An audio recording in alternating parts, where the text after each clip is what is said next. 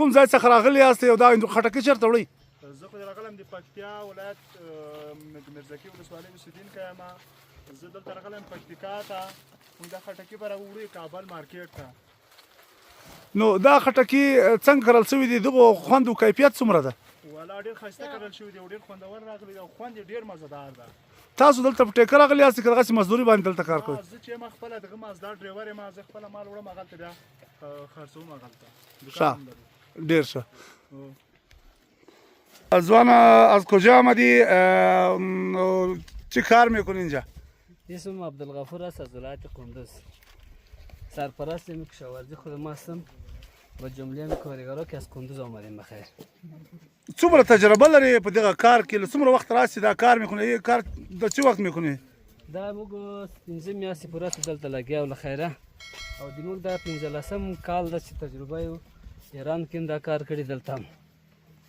او اوس دا الحمدلله د ایران تخمونه دي او موږ لخیره دا کوشش کوو چې خپل وطن کې تجربه ترې واخلو او خپل وطن مو پرمختګ وکړي. ډېر ښه. دغه قطرهیي سیستم د قطرهیي سیستم تر نورو سیستمونو څومره ګټه ورکړې ده؟ تر نورو سیستمونو الحمدلله ډېر ګټه ورکوي. زموږ اوبونه ضایعات کېږي او ډېر ښه سیستم ده، اسوده سیستم ده او ډېر هر ترکاري لپاره هر کښت لپاره دا ښه سیستم لرو. په افغانستان کې بیا خصوصا پکتیکا کې خو نور هم ډېرې ځمکې شته، داسې شاړې ځمکې شته. که چېرته تاسې وغواړئ او دوی د تاسو لپاره دغه ځمکې په واک کې درکړي، تاسو به دغه حاصلات ترې لاسته راوړئ؟ خامخا موږ دغې ته ډېر اندېښمن یو چې موږ ته روز ځمکې په لاس راشي او برمې فعاله شي، موږ پرېږدي چې نور هم پرمختګ وکړو، د وطن پرمختګ ده انشاءالله دغه نور هم زیاتېږي او څونه چې کوم ځای کې دا حاصلات دغونه ښه راځي. تاسې له خټکو نه علاوه دلته نور څه شی کرلی دي؟ نور هم ډېر هندوانې کرلې دي، ټینډې دي او بادرنګ ده او بینډۍ دي، دغه ترکاري هم کرل دي.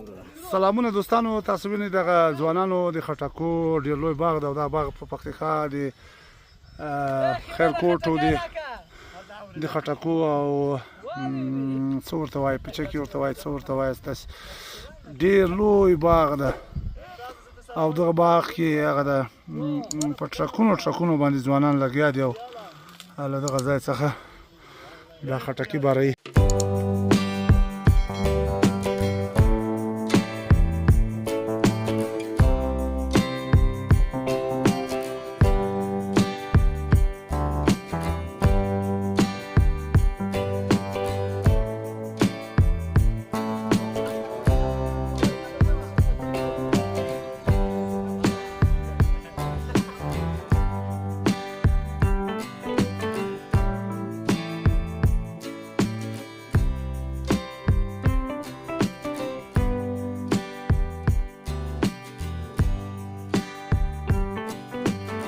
سلامونه دوستانو، خدای دې وکړي خوشحاله او صحتمند به یاستئ.